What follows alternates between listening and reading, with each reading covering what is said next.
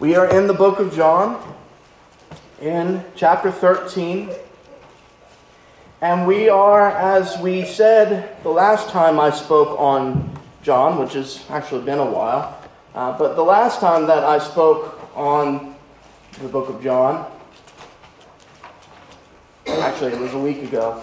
It feels like a long time ago. We mentioned that we're in the last week of Jesus' life at this point. In John chapter 12, we looked at what happened on Sunday, and probably just Sunday, although there is a possibility that some of the activity broke into Monday. But in John chapter 13, we see a shift in the week, and we'll talk about that in just a moment. This first section that I'm going to read is a lengthy one, and it is also probably the time that I will spend the most time talking about, just because of how the chapter flows and things like that. But everything really from this chapter flows outward from these first 17 verses that I'm going to read. So keep that in mind. We are indeed studying the Last Supper, as it's sometimes called, tonight. And these first 17 verses are key in what we are going to discuss. So John 13, starting in verse 1. Now before the feast of the Passover, Jesus, knowing that his hour had come, that he would depart out of this world to the Father, having loved his own who were in the world, he loved them to the end. During supper, the devil, having already put into the heart of Judas Iscariot, the son of Simon, to betray him, Jesus, knowing that the Father had given all things into his hands, and that he had come forth from God, and was going back to God, got up from supper, and laid aside his garments, and taking a towel, he girded himself. I'll stop just a moment and point out something real quick here. Look at how many phrases are put before what actually happens. You're getting all this backstory, and you're getting all this these things that are kind of working together. And John is almost setting the scene for a play. I'm not saying that he's doing that artistically or anything like that, but the way he's talking is almost like somebody who would be setting a scene for a play. And he's telling the motivations of Jesus, and also a little bit about Judas as well. And there's a lot building up to what Jesus is doing. Continue reading with me in verse 5. Then he poured water into the basin and began to wash the disciples' feet and to wipe them with the towel with which he was girded. So he came to Simon Peter. He said to him, "Lord, do you wash my feet?" Jesus answered and said to him, "What I do you do not realize now, but you will understand hereafter." Peter said to him, "Never shall you wash my feet." Jesus answered him, "If I do not wash you, you have no part with me." Simon Peter said to him, "Lord, then wash not only my feet, but also my hands and my head." Jesus said to him, "He who has bathed needs only to wash his feet, but is completely clean. And you are clean, but not all of you." For he knew the one who was betraying him. For this reason he said, "Not all of you are clean." So when he had washed their feet and taken his garments and reclined at the table again, he said to them, "Do you know what I have done to you? You call me teacher and Lord, and you are right, for so I am. If I then, the Lord and teacher, washed your feet, you also ought to wash one another's feet. For I gave you an example that you also should do as I did to you. Truly, truly, I say to you, a slave is not greater than his master, nor is one who is sent greater than the one who sent him. If you know these things, you are blessed if you do them. I do not speak of all of you.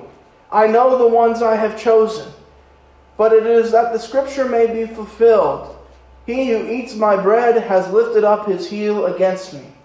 From now on I am telling you before it comes to pass, so that when it does occur, you may believe that I am he. Truly, truly, I say to you, he who receives whomever I send receives me. And he who receives me receives him who sent me. I read a little bit beyond where I wanted to read there, but it's still in the context of everything that's going on. But as we start John chapter 13, it says, before the feast of the Passover. Now, this is confusing because a lot of people that think that Jesus is eating the Passover meal, but John says before the feast of the Passover. And to set the stage a little bit more, most people believe that this is Thursday evening that they are eating this meal. Thursday evening. And so in John's Gospel, we have skipped from Sunday all the way to Thursday in the last week of Jesus' life. Whereas the other Gospels, they record events from Monday as well, and possibly Wednesday. Most people think that when Jesus gives what is called the Mount Olive Discourse, the Olivet Discourse, that happened on Wednesday. I've looked into it and I'm not so sure. There's a hard, it's difficult to break anything from what he says on Monday and say, well, now another day has passed and 2 other days have passed.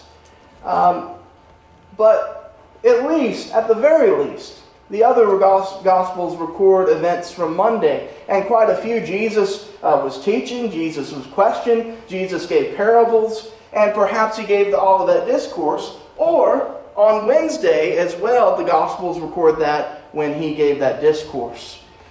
All of that to say, we skip from Sunday to Thursday in John's Gospel. Not that those things aren't important, but that is not what John wants to focus on. John is going to have 4 chapters, 5 chapters, I guess you could say, from 13 to 17, where we are still at supper with Jesus. And John records those words, those last words of Jesus to his disciples at supper, whereas the other Gospels do not. Now we need to deal with this idea of before the feast of the Passover, because some would allege that this is a contradiction between John and the other Gospels, John and what is often called the Synoptic Gospels, Matthew, Mark, and Luke. Because they would give the idea that Jesus, this meal that he is eating, is the Passover meal. And that seems to be the case even in this Gospel, but John says before the feast of the Passover. So this is what you need to know. This is how we understand it. Not that we're explaining away a contradiction, but rather there is no contradiction there, because of the language that is commonly used by the Jewish people. You see, there was the Passover, but right after the Passover, they also observed the Feast of the Unleavened Bread. And so the Passover would lead into the Feast of the Unleavened Bread. And from my understanding, I may have this a little bit wrong, but it seems like the Synoptic Gospels, when they say Passover, they mean the Passover night, the night that they eat the Passover meal. And then they may also refer to the Feast of the Unleavened Bread. But John, when he uses the term Passover, he is using it to talk about the Feast of the Unleavened Bread and the Passover meal included in that. He's kind of using an all-inclusive word, a way of using the Passover. That may not be totally correct, but that is what John is doing here when he says the Feast of the Passover. It is before the Feast of the Unleavened Bread, but it was known kind of colloquially as the Feast of the Passover. Often kind of all put together as Passover. So they are eating the Passover meal before the Feast of the Unleavened Bread. And that will be important when we come to Jesus' trial, because there will be things said about the Feast of the Unleavened Bread and the Sabbath and things like that, that we will kind of come back to this discussion about how Passover is used. It will help make sense of what is said then. But John continues to add more information before he tells what Jesus had done. Now, before the feast of the Passover, Jesus, knowing that his hour had come, we get this idea once again that Jesus knew his hour had come, as he says in John chapter 12. But John is reminding us once again, Jesus knew that the time was near of his death. And he knew that. And you might ask, why does John remind us of something that we knew that Jesus already knew? Well, he's reminding of us of it because it is important for what he is about to tell. Keep that in mind. There are also some other things that are important about what he is about to tell. He mentions that, talking about his disciples having loved his own who were in the world, in the context that seems to be his disciples and anyone who was following him at this point, it says he loved them to the end. So the love of Jesus is also important to understand for what's about to happen. It's also mentioned that it was during supper, and that's perhaps less important in some regards, but it is important for what we are about to know. And finally, the last thing that we need to know leading up to what Jesus did is that the devil had already put into the heart of Judas Iscariot, the son of Simon, to betray him.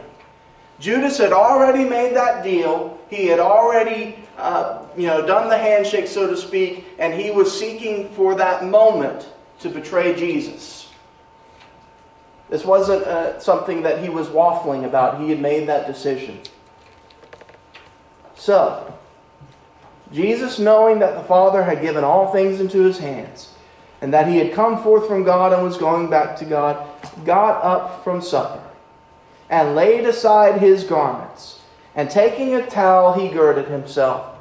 Then he poured water into the basin, and began to wash the disciples' feet, and to wipe them with the towel with which he was girded.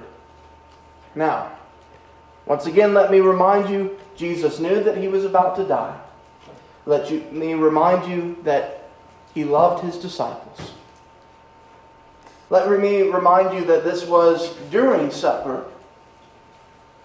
And also let me remind you that Judas had a mind to betray Jesus. All of those play in to this one action of Jesus washing their feet. So Jesus gets down and he washes the disciples' feet. And this was something that was customary in their day. They wore sandals and they walked on dusty roads most of the time. And so your feet would, after a journey or just after walking around in general, they would be quite dirty. And you'd enter someone's house and your feet would be quite dirty. And typically, it was the slave's job to extend that hospitality and to wash the guest's feet. Now, if this particular person did not have a slave, it might go to the wife of the owner of the house. But typically it was a slave who did this kind of work. And he would take a bucket or some kind of basin and have a towel and water, and he would wash off their feet. Now, I don't know how you feel about it, but I think that the feet are a particularly disgusting part of the human body. They can be. They certainly get dirtier than most parts of the human body. And they are somewhat undignified in a lot of ways as well because of that. And so because of those things, because of how a lot of people think about feet, the idea of washing feet would be beneath most people. And yet Jesus does it. Now, Peter sees what's happening. And he asks Jesus a question. Lord, do you wash my feet? And admittedly, I did not look in the Greek. I did not have the planning to think of that. But based on the context, I'm fairly confident in my assertion that the Greek would suggest that Peter is expecting a no. He's basically saying, Lord, no, you don't wash my feet. Because of what he says in verse 8, after he asks that question, Jesus said, what I do you do not realize now, but you will understand hereafter. Jesus says, there's a point to all this. Just let me do what I'm doing. And Peter says, he's outraged, and he says, never shall you wash my feet. And yes, Peter is a little bit boisterous in his response. And yes, he's kind of missing the point. But in a way, Peter gets the point. Again, washing someone's feet is something that's thought of to be slaves' work, to be beneath most people. And here we have Jesus, who Peter has confessed as the Christ, the Son of God, a king, is washing Peter, his follower, his disciple, his servant's feet. And so Peter actually kind of has the right idea here when he says, never shall you wash my feet. But Jesus says, if I do not wash you, you have no part with me. Now, I'm unclear as to exactly why Jesus says this, but I'm guessing just because he saw what he was doing, the example he was setting, as important. That he wanted Peter to understand what he was saying, and that if Peter was not going to go along with it, then he was not going to be Jesus' disciple. Well, Peter, as Peter sometimes does, he kind of goes in the complete opposite direction. He goes from 0 to 60 real quick. And he says, okay, if you say that, then wash not only my feet, but also my hands and my head.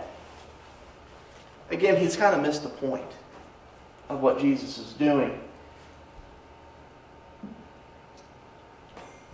But Jesus says that only the feet need to be washed, and you'll be completely clean, but not all of you are clean.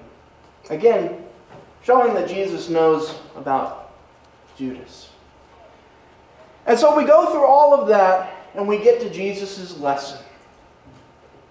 Jesus says in verse 13, or starting in verse 12, the end of verse 12, do you know what I've done to you? He says, you call me teacher and Lord, and you are right, for so I am. Jesus was a great teacher. Jesus was Lord. Again, harken back to what Peter said about Jesus. You are the Christ, the Son of God. And Jesus didn't say, no, you're actually wrong about that. You shouldn't be calling me the Messiah, King. You shouldn't be calling me the Son of God. He says, no, Peter, you've answered rightly in this. Jesus acknowledges his greatness, but he says, if I then, the Lord and the teacher, washed your feet, you also ought to wash one another's feet. For I gave you an example that you also should do as I did to you. Truly, truly, I say to you, a slave is not greater than his master, nor is one who is sent greater than the one who sent him. If you know these things, you are blessed if you do them. So Jesus says, I am great. I acknowledge my greatness. I acknowledge that I'm Lord. I acknowledge that I'm teacher. But I have humbled myself to wash your feet for the purpose that if I do it, then you should know that you should do it to each other. Now, is Jesus saying that we need to wash our fellow disciples' feet? Well, maybe we do. Maybe that would teach us some humility in some cases. But it's not about the washing of the feet. Not exactly. Jesus lowered himself. As we talked about this morning in Philippians chapter 2, he humbled himself. He was doing what a slave would do for his disciples. And he served them as a slave would his master. But then he goes and he says a slave is not greater than his master. In a manner of speaking, Jesus is the master and his disciples are the slaves. And so he's saying, look, if I did it, then so can you. So can you humble yourself in such a way that you can be thought of as beneath, doing something that is beneath someone.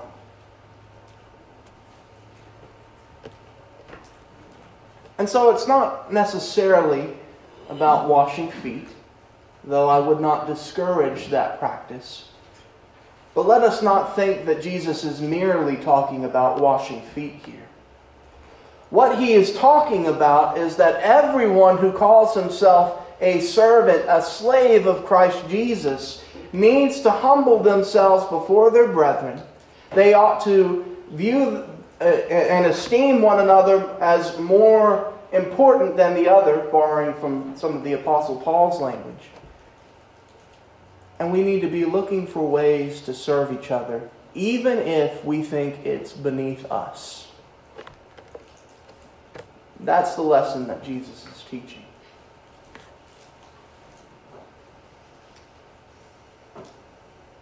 Now, as we think about that, let's think about verses 18 through 30 for just a moment. And sorry, that has the wrong thing on the slide. Let me fix that real quick. Verses 18 through 30, let's read that together. I do not speak of all of you. I know the ones I have chosen. But it is that the scripture may be fulfilled. He who eats my bread has lifted up his heel against me. From now on I am telling you before it comes to pass, so that when it does occur, you may believe that I am he. Truly, truly, I say to you, he who receives whomever I send receives me, and he who receives me receives him who sent me. When Jesus had said this, he became troubled in spirit, and testified and said, Truly, truly, I say to you, that one of you will betray me. The disciples began looking at one another, at a loss to know of which one he was speaking. There was reclining on Jesus' bosom one of his disciples, whom Jesus loved. So Simon Peter gestured to him and said to him, Tell us who it is of whom he is speaking. He, leaning back thus on Jesus' bosom, said to him, Lord, who is it? Jesus then answered, That is the one for whom I shall dip the morsel and give it to him. So when he had dipped the morsel, he took and gave it to Judas, the son of Simon Iscariot. After the morsel, Satan entered into him. Therefore Jesus said to him, What you do, do quickly. Now no one of those reclining at the table knew for what purpose he had said this to them. For some were supposing, because Judas had the money box, that Jesus was saying to him, Buy the things we have need of for the feast, or else that he should give something to the poor. So after receiving the morsel, he went out immediately, and it was night. So Jesus has started talking about the one that he mentioned before, the one who was unclean. And he says of him that he who eats my bread has lifted up his heel against me. He says that the scripture is fulfilled in this particular person betraying Jesus. Now we know that this is talking about Judas. Jesus is quoting from Psalm 41 and verse 9, which is one of the Psalms that we will be studying very soon here. And it is, in the context, you might think that it's talking about the psalmist, perhaps David. But we see that it is not just the psalmist, but it also points to Jesus. He who eats my bread has lifted up his heel against me. Now this is interesting because during the Passover meal, they're eating bread, unleavened bread. But it also brings me back to different times in Jesus' life. For example, when Jesus feeds the 5,000 and the 4,000. Well, Judas most likely partook of that bread as well. And so this is not just a one-time thing that Judas has been partaking of Jesus' bread, the bread that Jesus provided. But he has lifted up his heel against Jesus. You think about this scripture, and what it is talking about is it is saying someone who has been benefited from my presence, someone who has been close to me. We still think of eating with each other in the same way today, at least in a similar way, but perhaps even more in the ancient Near Eastern culture, sharing a meal with someone was a special thing. It showed an intimacy, it showed communion together and fellowship together when you ate a meal with someone. And so for someone who had eaten with Jesus, who knows how many times in that 3-year span, to lift up his heel against him, to betray him in the way that Judas did. It says in verse 21, when Jesus had said this, he became troubled in spirit. This idea that Jesus became troubled in spirit is interesting to me because Jesus already knew, right? Jesus already knew and had previously identified in some of the things that he said, not specifically, but Jesus knew that Judas was going to betray him. Jesus knew that it was already in his heart, that he had already made the deal. And yet, as he is telling his disciple this, Jesus does become troubled in spirit.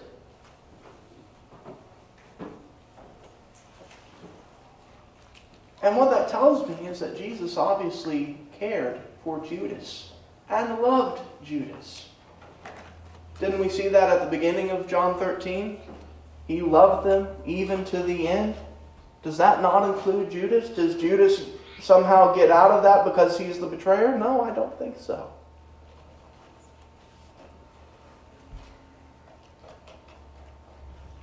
You could argue the semantics of this, but I could argue perhaps in a sense that Jesus died for Judas. And I realize that Judas was probably dead before Jesus was. So again, semantics, but if Jesus did not die specifically for Judas, and again, the semantics of that are confusing to say the least. If Jesus didn't die specifically for Judas, he certainly died for people just like him and worse.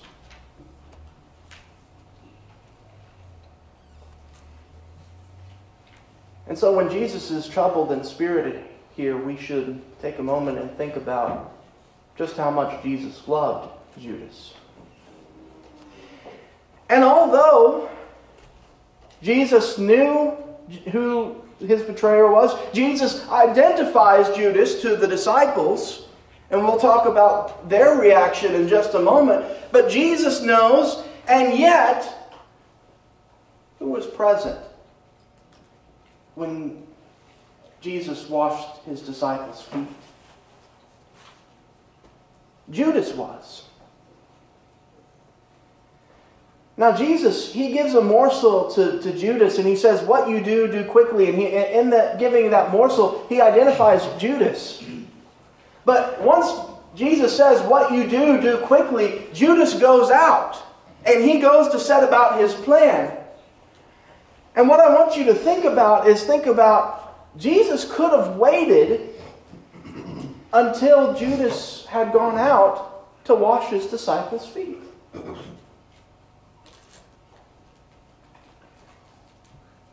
But how much more profound that thought that Jesus also washed the feet of Judas, the one who betrayed him to be crucified on the cross.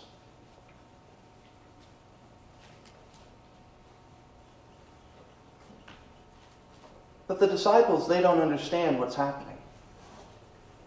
Even as Jesus gives, to me, plain clear as day indication to at least John, and probably Peter and John. And let's face it, the disciples kind of seem like they have the impetus to blab about everything. Eventually, probably all the disciples knew who Jesus was indicating. And yet they did not understand that Jesus was saying that Judas was the betrayer. They thought, when Jesus said, "What you do, do quickly," that he was telling him to go buy something or give to the poor.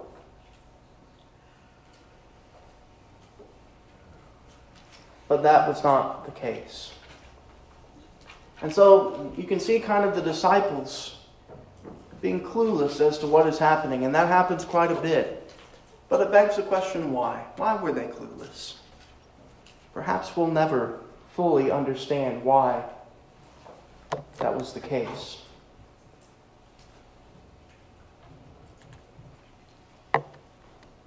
But Jesus does wait until Judas goes out to say what he has to say next. And I do hesitate to say that he waited, because the intent of Jesus is not made here. But it does seem like he did. Starting in verse 31.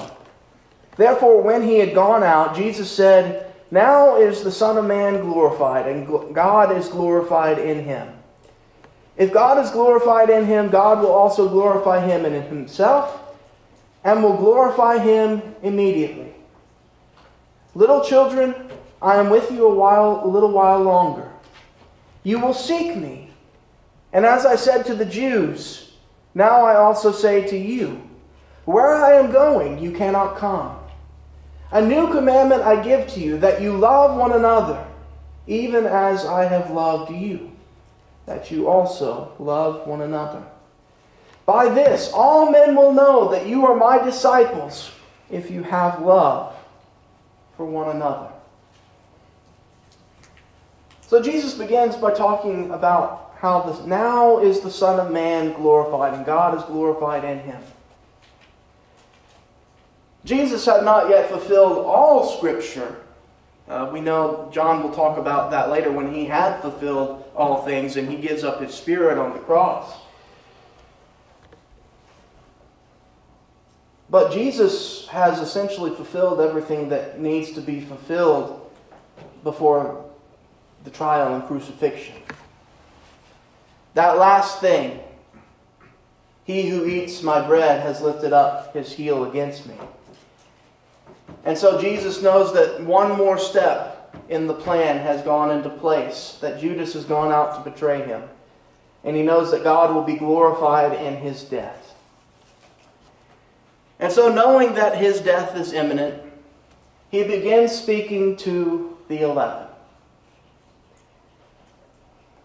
And he talks about where he's going, that they cannot come, but he says, in light of that, verse 34, "A new commandment I give to you, that you love one another, even as I have loved you, that you also love one another." We could argue there about the idea of it being a new commandment. I don't want to spend too much time on that, but I think the idea is that it's new in that Jesus is giving an example of love in the way that he loved the disciples. But I have to think that Jesus says this now on purpose. See, he washed the feet of Judas to show the kind of love that he had even for Judas. And now that he has displayed his love and displayed his humility before the disciples, Judas had already had it in his heart to betray him. He had already made his bed, so to speak. Not to say that Jesus didn't have some kind of hope or whatever you want to call it, that Judas could turn himself around. But now he's speaking to his disciples and telling them, you love one another as I have loved you. By this all men will know that you are my disciples, if you have love for one another. And I think I've made this point in the pulpit here, if not here, then other places. But this verse 35, is one of the most important, most profound verses in all the Bible, because one thing we are doing as Christians is we are trying to let people know that we are Christ's disciples, not to heap glory upon ourselves, but to let people know how they can be saved. And we need to let people know that we're Christ's disciples because Jesus is the way to salvation. And so we want to use our actions, use our example to point the way to Jesus. And Jesus gives us very important information about that here when he says, by this all men will know that you are my disciples if you have love for one another. Now you fill in the blank with all the things that Jesus could have said there. By this all men will know that you are my disciples if you meet every first day of the week. By this all men will know that you are my disciples, that you partake of the Lord's Supper every first day of the week. By this all men will know that you are my disciples if you sing hymns and praises to God. And on it goes. I'm not saying that those things aren't important. Don't get me wrong. But if we want people to know that we are Jesus' disciples, if we want people to know how they ought to be saved and how their lives can change, the way that we do that is by our love for one another, by showing it. And I would say the inverse is true. That lack of love between brethren has caused untold numbers of non-Christians and Christians to lose their faith. What is probably, I haven't looked this up recently, but probably the number one reason that people say that they leave churches? Hypocrisy. And I get that that can be an excuse sometimes. But a lot of times, it can be true. And a lot of times that hypocrisy is shown by their lack of love for the brethren. Because brother so-and-so won't speak to brother so-and-so, and they hate each other and sit on opposite sides of the auditorium, and they sneer at each other because they can't agree on what color the carpet should be.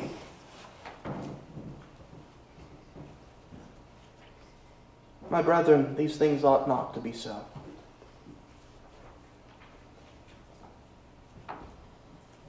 We love one another as Jesus loved us. And that is seen in how we serve. That is why Jesus washes the feet of the disciples, and then he says this new commandment, I think, to show the kind of love that he had for all of them. Verse 36. Simon Peter said to him, Lord, where are you going?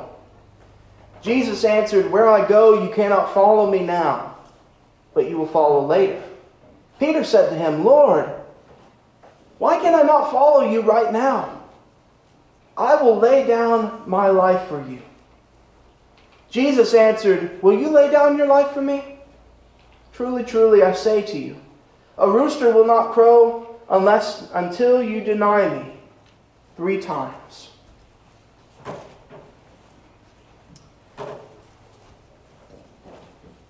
So once again, Peter's kind of fixating on the wrong thing, isn't he?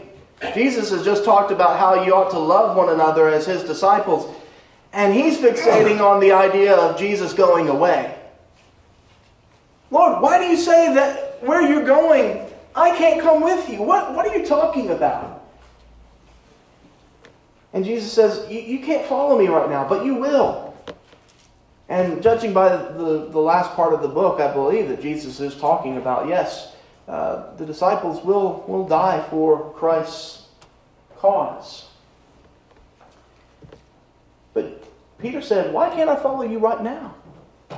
I will lay down my life for you. Peter is saying, I will follow you even to the death, so know where you go. I can't go right now.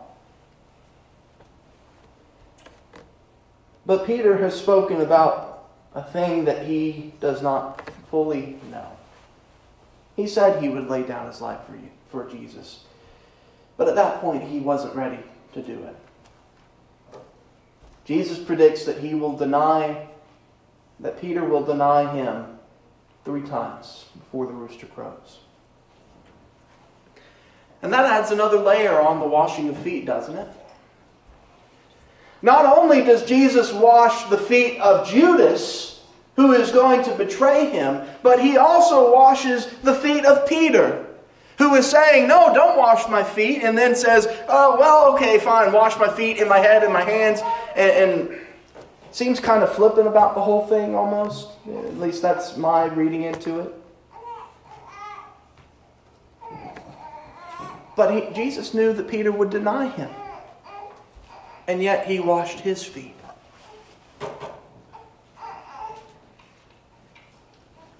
And that's amazing to think about. Let's look at some applications here, and then the lesson will be yours. People will disappoint you. Why do I say this? That kind of stood out to me in the reading of this chapter for multiple reasons. Number 1, Judas. And yes, I know in the sense of Jesus it gets a little weird, it gets a little confusing because he is human and yet he's God and God knows all things, and Jesus did know that Judas was going to do those things. But, I don't have a ton of life experience, but I would say that even if you know somebody is going to do something horrible, you know that person, you know which way they're going to go when they're faced with the decision. Aren't you still disappointed when they make that choice? I think we can empathize with that. But even further, I think about how Jesus washed the feet of his disciples. And something that's not in this gospel is after supper, after Jesus has said these things about loving one another, perhaps after he said these things after loving one another, but certainly after he has instituted the Lord's Supper. We read in Luke, I believe that's chapter 22. We read in Luke, again, I think that's chapter 22, that the disciples start arguing. And what are they arguing about? Who will be the greatest in the kingdom of heaven? The same old argument that they've been arguing for the last 3 years. The same old argument that Jesus has taught them multiple times and talked to them about. And yet it keeps coming up. And Jesus has just washed their feet. And yet and this is the night before Jesus dies. And yet his disciples bring up that same old tired argument. Can you imagine how disappointing that would have been?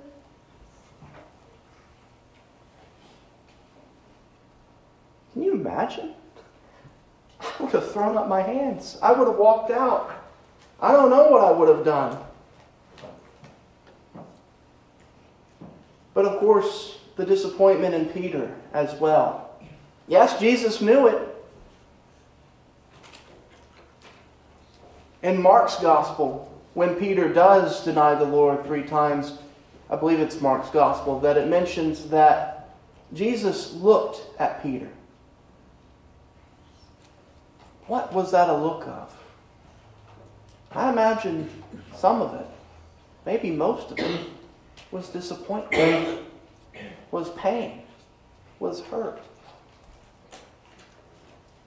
And yes, people at times are going to disappoint you. It happened to the Lord, it will happen to us, but don't just come away with that. If you get anything from the lesson tonight, get this. People will disappoint you. Love them anyway. Sorry, the PowerPoint has not been on for who knows how long. But it's on for the most important part of the lesson. So pay attention to this.